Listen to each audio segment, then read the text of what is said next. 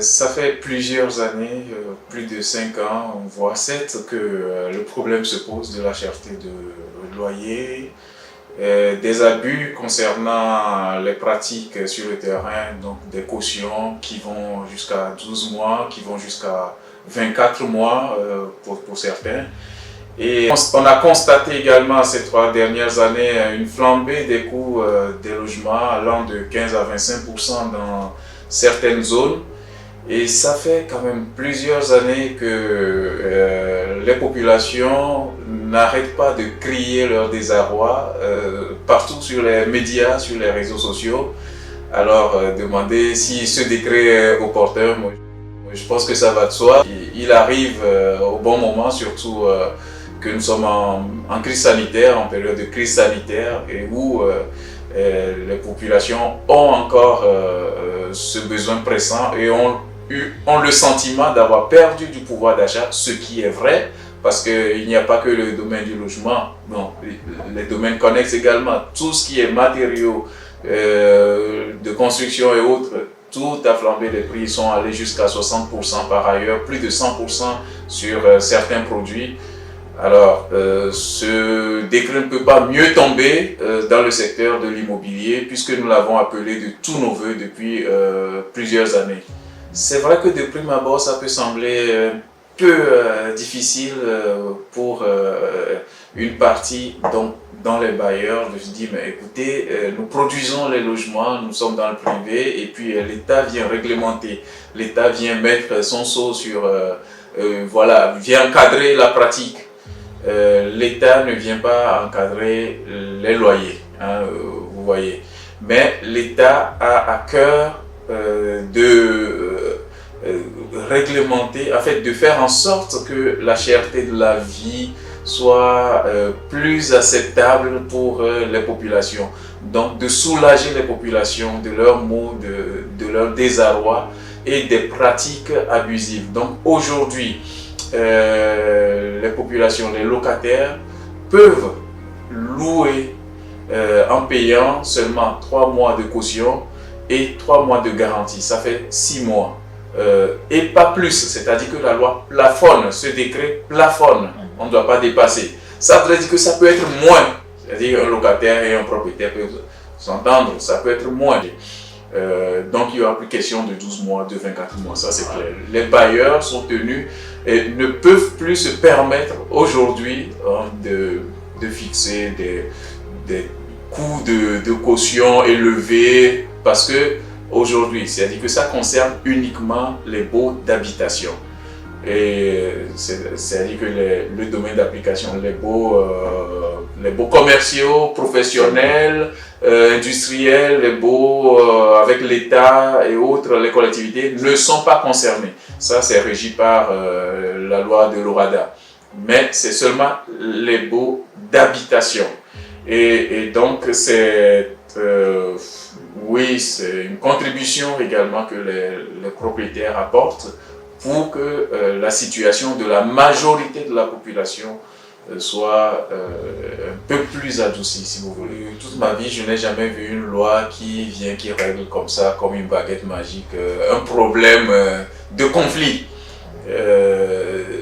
La loi, le décret est là pour encadrer, mais au-delà de l'encadrement, c'est la sensibilisation, c'est la formation, l'éducation des populations, donc des masses, des propriétaires, des locataires.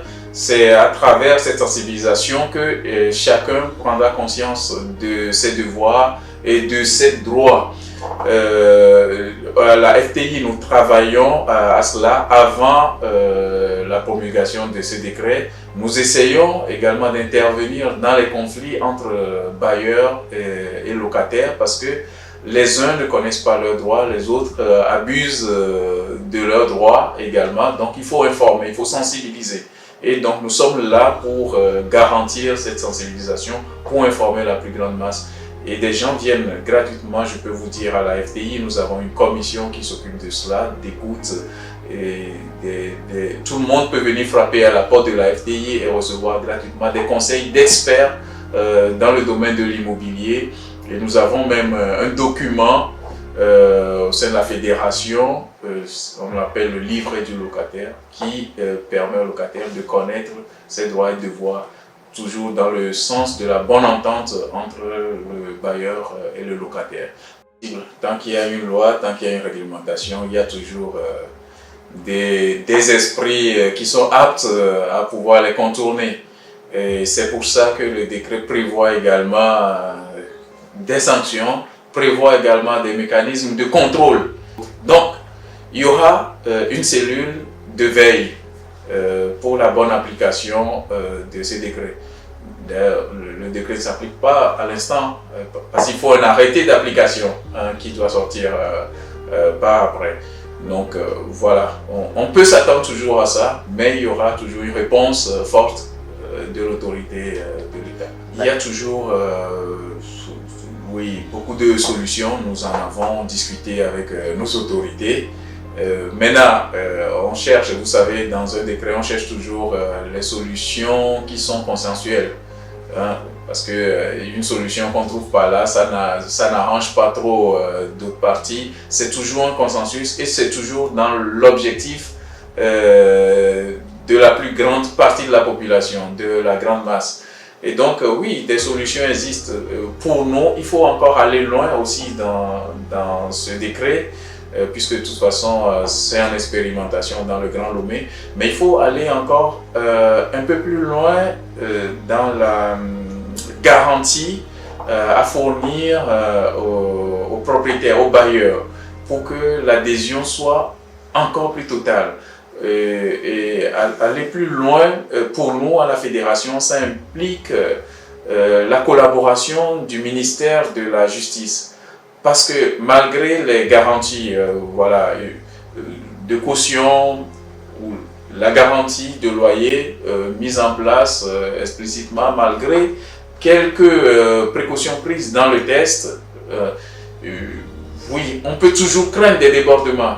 Nous exhortons le gouvernement à aller encore plus loin dans cette solution-là qui va apaiser, qui va faire que tout le poids du décret ne va pas peser sur les épaules des bailleurs. On est bailleur, on n'est pas bailleur parce qu'on est riche, on est bailleur parce qu'on l'espère peut-être devenir, on espère devenir riche. Il faut encore réglementer d'autres domaines de l'immobilier, notamment la promotion immobilière. Surtout quand on cherche à accroître les investissements dans le pays, oui, ce domaine a vraiment besoin de réglementation. Et puis il y a le domaine, il y a la réglementation de la profession même d'agent immobilier qui est également en cours. Les tests sont au secrétariat général du gouvernement et puis aussi à l'Assemblée nationale. Il y a des tests. Et donc, ce domaine également a besoin de réglementation parce que ce sont les acteurs. Donc, vous voyez d'un côté les promoteurs et puis les agents immobiliers. Les agents immobiliers sont des intermédiaires. Ils jouent un rôle d'intermédiation entre les populations pour la recherche de logement.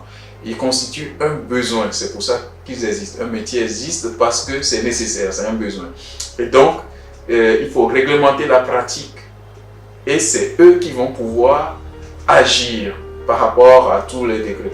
Et nous avons l'habitude de dire à la FTI, il faut d'abord réglementer l'homme avant la matière. Maintenant, nous avons compris l'urgence de la réglementation des baux d'habitation. Nous attendons du gouvernement qu'il s'attelle rapidement à la réglementation de la profession d'agent immobilier.